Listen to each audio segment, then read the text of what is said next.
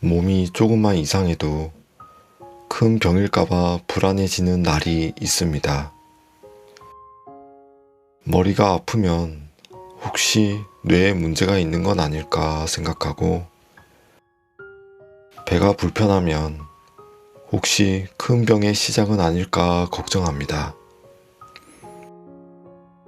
기침이 오래가면 폐가 떠오르고, 가슴이 답답하면 심장부터 생각납니다. 처음에는 그냥 한번 검색해 보려던 마음이었는데 어느 순간 가장 무서운 글들만 계속 읽고 있는 자신을 발견하기도 합니다. 그럴 때 마음은 이상할 정도로 빨라집니다. 아직 아무 검사도 하지 않았고 아무 진단도 받은 것이 아닌데 머릿속에서는 이미 최악의 장면들이 지나갑니다. 괜찮을 수도 있다는 가능성보다 혹시 큰 병이면 어떡하지 하는 생각이 훨씬 크게 느껴집니다. 이런 불안이 생긴다고 해서 당신이 유난히 겁이 많은 사람인 것은 아닙니다. 몸은 나와 가장 가까운 것이고, 몸에 생긴 불편함은 누구에게나 불안을 만듭니다. 특히 건강에 대한 걱정은 논리만으로는 쉽게 조용해지지 않습니다.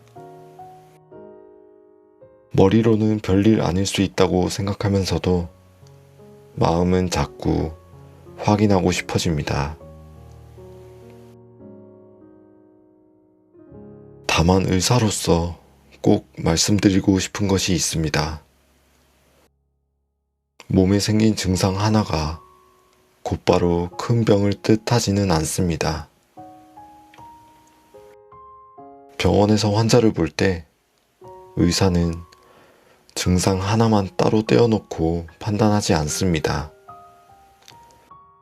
언제부터 시작됐는지, 갑자기 생겼는지, 천천히 생겼는지, 점점 심해지는지, 좋아졌다 나빠지는지, 함께 나타나는 증상이 있는지, 나이와 기저질환은 어떤지, 진찰 소견과 검사 결과가 어떤지를 함께 봅니다. 예를 들어 두통이 있다고 해서 모두 뇌종양을 의심하는 것은 아닙니다. 복통이 있다고 해서 모두 췌장암이나 대장암을 먼저 생각하지도 않습니다. 기침이 있다고 해서 곧바로 폐암이라고 판단하지 않습니다. 같은 증상이라도 어떤 맥락에 있는지에 따라 의미는 달라집니다. 의학은 단어 하나로 결론을 내리는 일이 아니라 여러 단서를 모아서 가능성을 좁혀가는 과정입니다.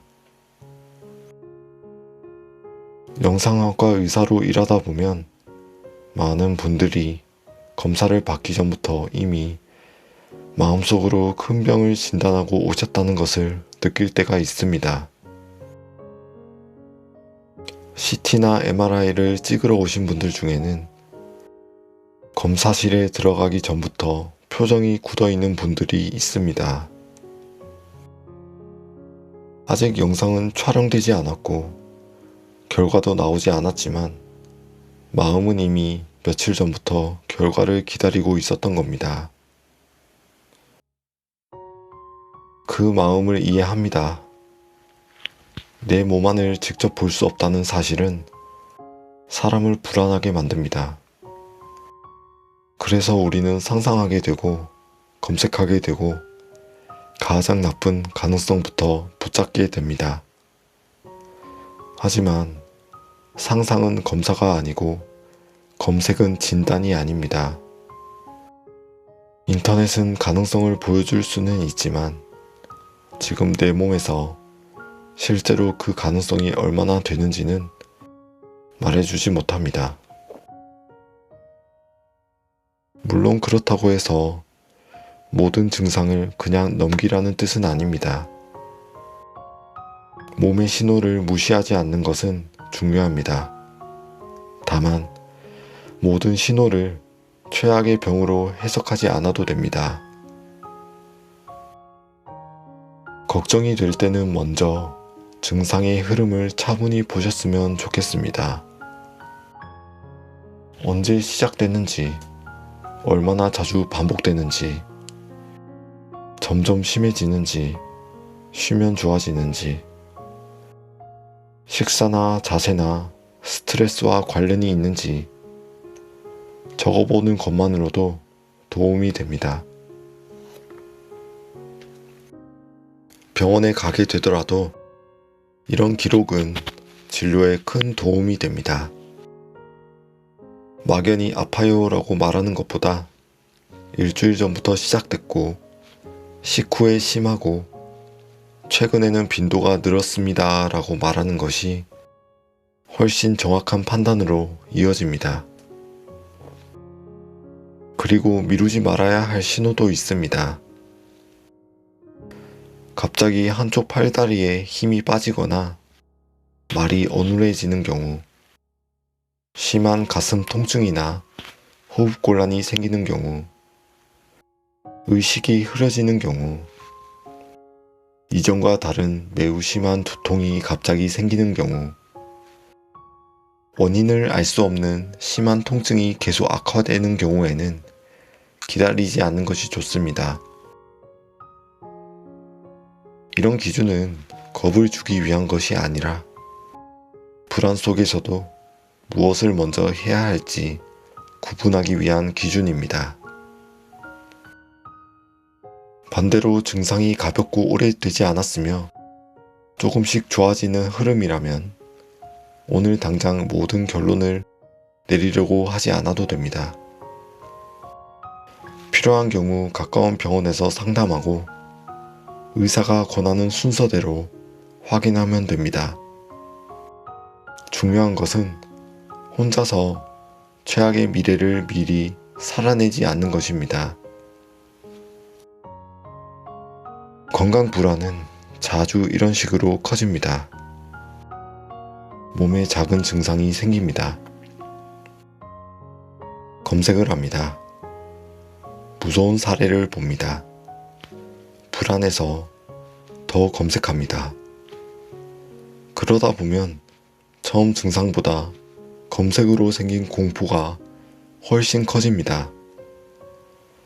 이때 필요한 것은 더 많은 검색이 아니라 확인할 순서를 정하는 것입니다.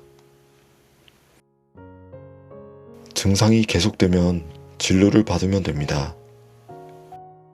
검사가 필요하면 검사를 하면 됩니다. 결과가 나오면 의료진에게 의미를 물어보면 됩니다.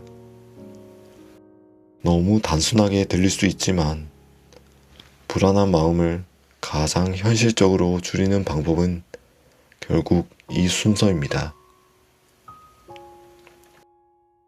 당신의 몸을 너무 의심하지도 너무 무시하지도 않았으면 좋겠습니다. 몸은 때로 불편함을 보내지만 그 모든 불편함이 큰 병의 신호는 아닙니다. 동시에 반복되고 뚜렷한 신호가 있다면 혼자 참고 버티지 않아도 됩니다. 의사는 당신의 불안을 혼내기 위해 있는 사람이 아닙니다. 증상을 함께 정리하고 필요한 검사를 고르고 위험한 것과 그렇지 않은 것을 구분하기 위해 있는 사람입니다. 그러니 병원에 가는 것을 실패처럼 생각하지 않으셨으면 합니다. 걱정이 많아서 온 것이 아니라 걱정을 조금 더 정확하게 확인하러 온 것입니다. 몸이 조금만 이상해도 큰 병일까봐 불안한 당신에게 말씀드리고 싶습니다. 지금 떠오르는 가장 무서운 가능성이 곧 당신의 미래는 아닙니다.